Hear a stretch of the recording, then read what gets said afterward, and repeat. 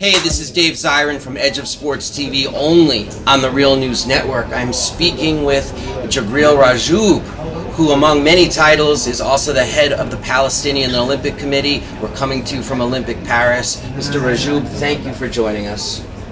Appreciate your kindness. Hopefully that through this platform I can convey the message of my people to the French people, which is a message of hope, peace, love, and determination to enjoy our fundamental right of self-determination, to live in peace, security in our sovereign, independent Palestinian state. What has the challenge been for you to bring an Olympic team to Paris, given the context of everything that's been happening since October? I have the worst challenge, which is exclusive for the Palestinians, a fascist and racist occupation, trying to liquidate, to destroy my Palestinian people through official terror aggressions, trying to negate us. But the other face of the picture is our commitment, our ambitions, and even our commitment to expose our justice cause through the ethics and the values of sport. Sport is a strategic choice. Athletes, to expose our justice cause is the most effective tool, and this is, I think, the Israelis don't like and don't want, because they want to present us totally in a different shape and character.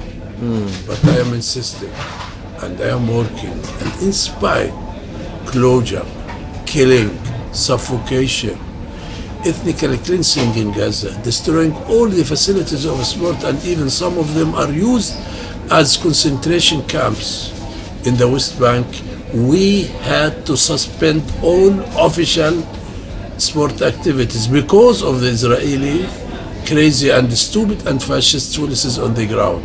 But in spite of that, you see that we came with 8 athletes trying to convey a message to the international community that it's the time to end the suffering of the Palestinian people. What makes sports so effective in conveying your message and your cause? But I think sport today is a global language. Sport is a humanitarian, peaceful mean.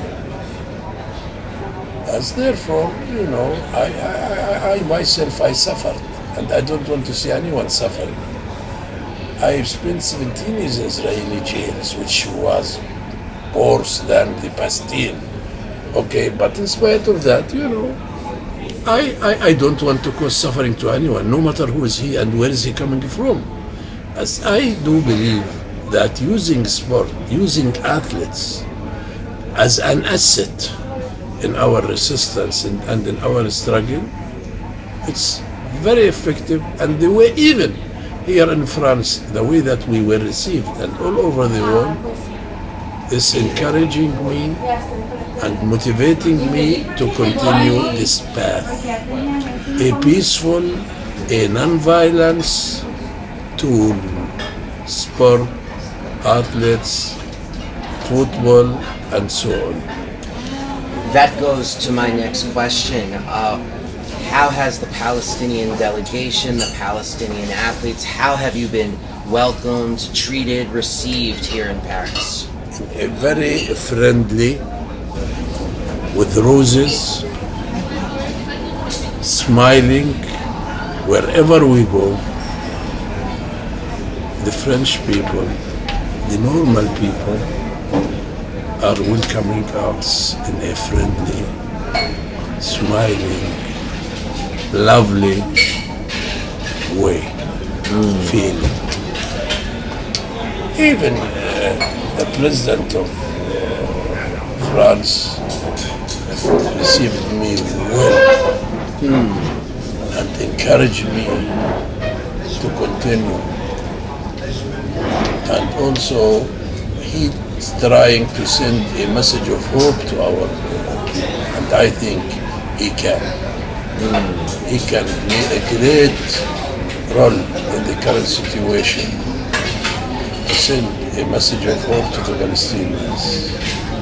Frustration, losing hope will lead to bad consequences. As we expect France, French people, French parliament, government and the president in the current situation to play a crucial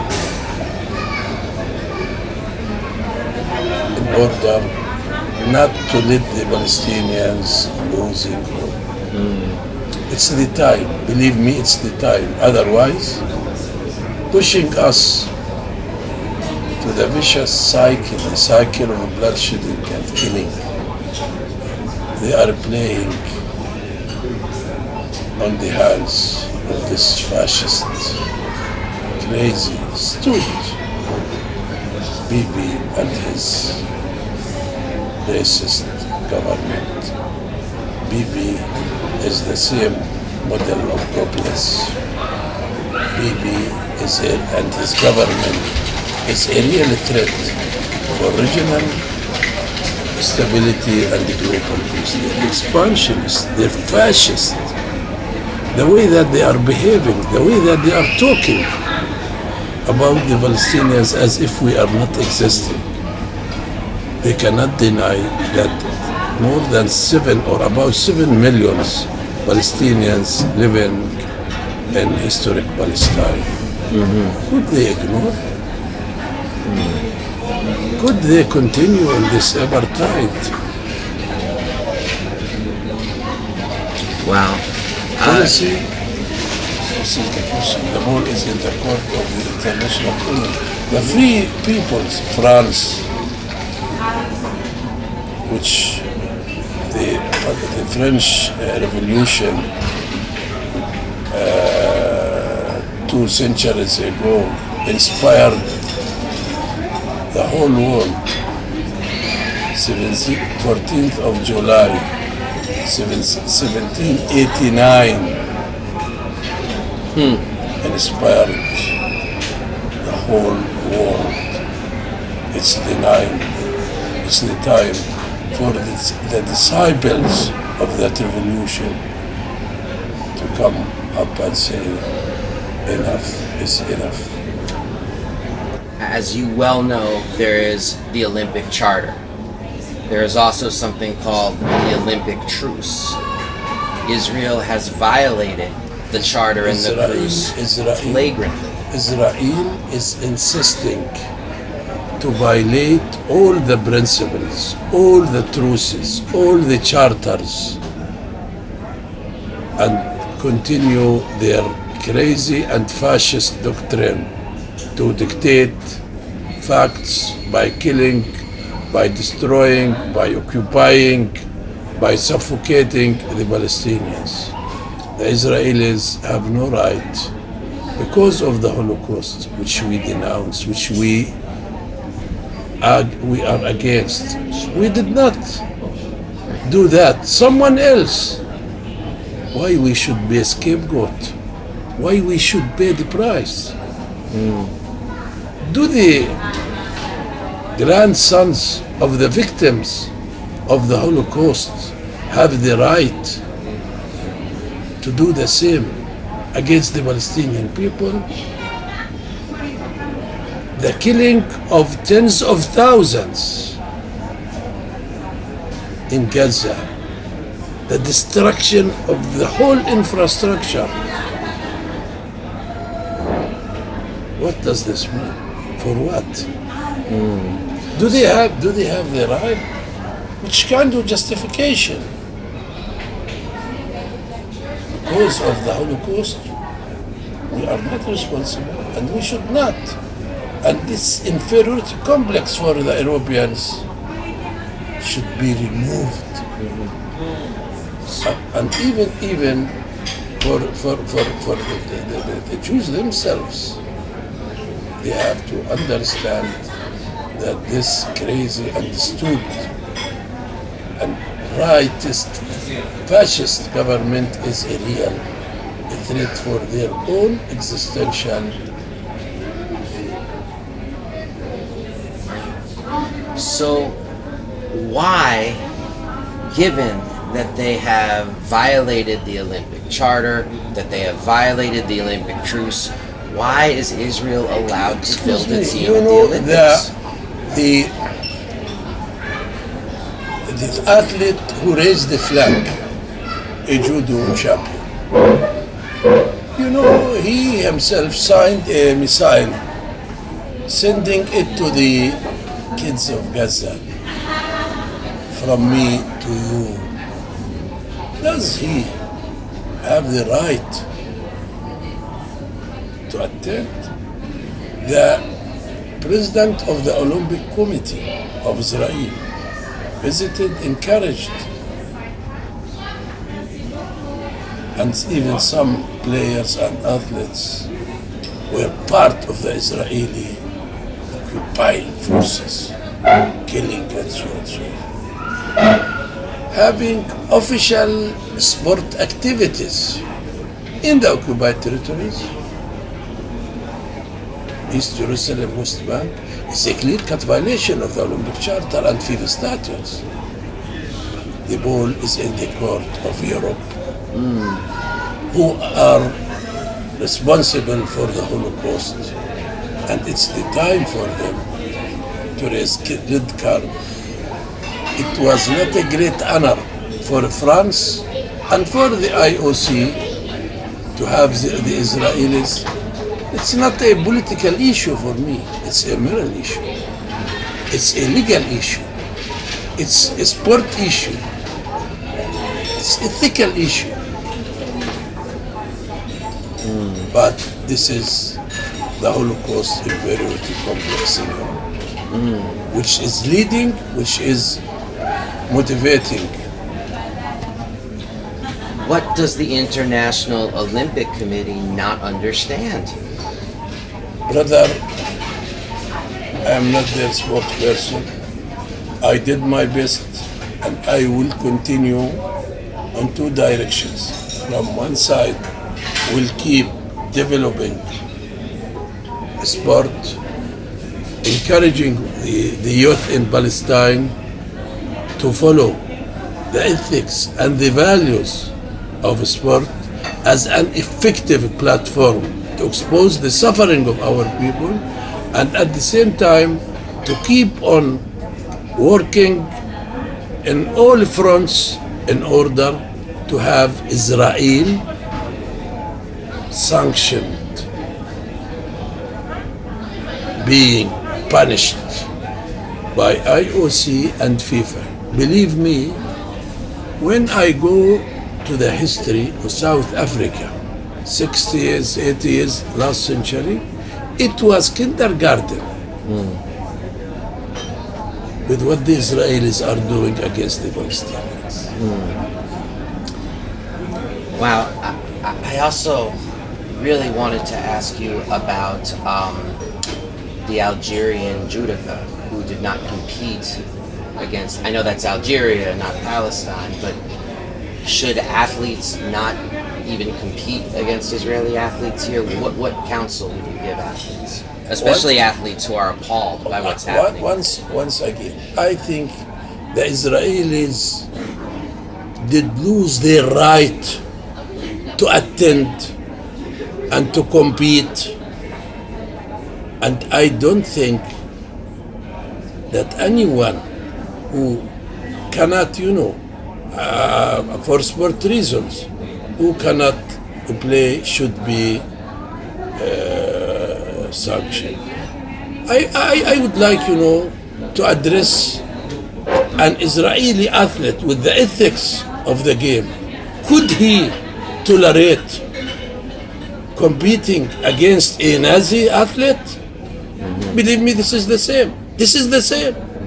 Don't ask the victim, ask the criminal. Our show is, of course, in the United States. Our article that we publish will be in the United States. What message do you have for the people of the United States and the politicians of the United States who are arming Israel? They are arming, they are supporting, they are defending, and they are protecting. I think for their own ethics and values, right of self-determination, human rights principles,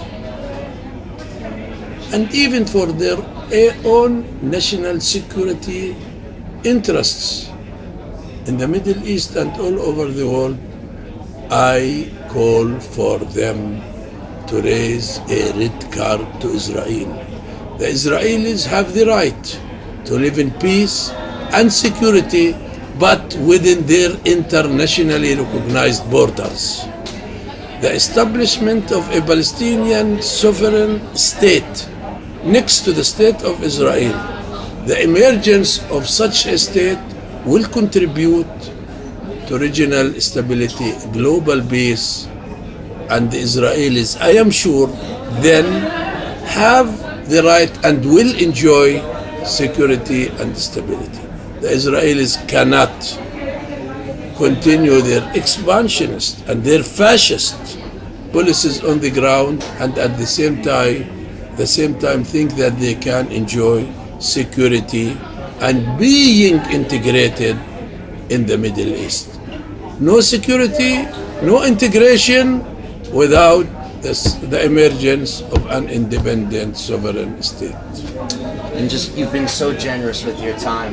But one more question. What do sports mean? For me? No. To the people of Gaza and how has this war taken that away from them? Please. All sport facilities in Gaza, 100% destroyed. 400 athletes, employees, staff of sport killed. Hundreds still missing. I don't know whether they are under rubble or in Israeli jails. And also, hundreds have been injured. Sport is no more existing in Gaza. What is existing is our determination, our commitment, our principles. In the West Bank, because of the Israeli suffocation policy, we have to suspend all leagues and sport activities. The movement with those settlers, fascist settlers, the disciples of Baruch Goldstein, who are behaving like the bully of neighborhoods against the Palestinians. We cannot move, we cannot do anything, and also sport is no more working in the West Bank. It's the time now. Wow. I must ask you one last question. Does it feel sometimes like your head is just going to explode when you have all of this Olympic pageantry and joy while people in Gaza suffer so much? Not easy, but frustration, giving up, surrendering is not part of my Palestinian national doctrine. My commitment to my people is national aspirations, is a genetic issue. Giving up, white flag, never, never. And I will keep leading the youth, the athletes, the fans in the right direction to achieve our people's national aspirations and our people's legitimate right, fundamental right to live in their own independent Palestinian sovereign state, according to the UN resolutions and legitimacy. Okay, brother. Jibril Rajoub, thank you so much for joining us on Edge of All the best. Sports. Thanks to Catherine. We'll be back after this.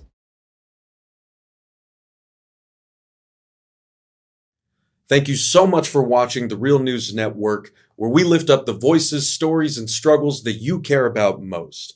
And we need your help to keep doing this work. So please tap your screen now, subscribe, and donate to the Real News Network. Solidarity forever.